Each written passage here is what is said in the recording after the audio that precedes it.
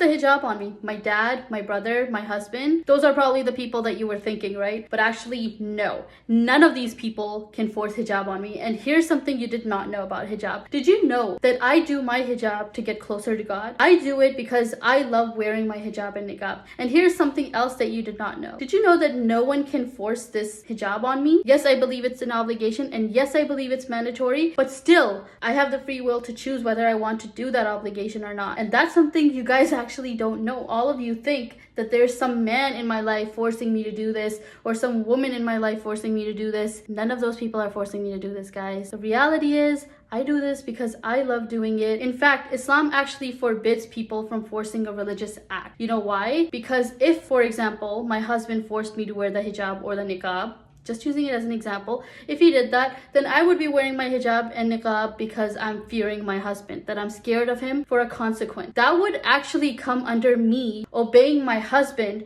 over obeying God, which is like literally counterproductive. Hijab should be done for the sake of God alone, and not for the sake of my husband, and not for the sake of my dad or my brother or any other man in my life. So yeah, guys, get that whole mentality of I'm being forced to wear my hijab out of your heads, because that's not true. It's actually wrong in Islam. We can't force anyone to wear the hijab. In fact, we can't force anyone to do any act in Islam. We can't even force people to convert to Islam. We can't force people to stay Muslim. We can't force anything on anyone. Just no force. Anyway, guys, thank you for coming to my TED Talk. Until next time, Assalamu alaikum.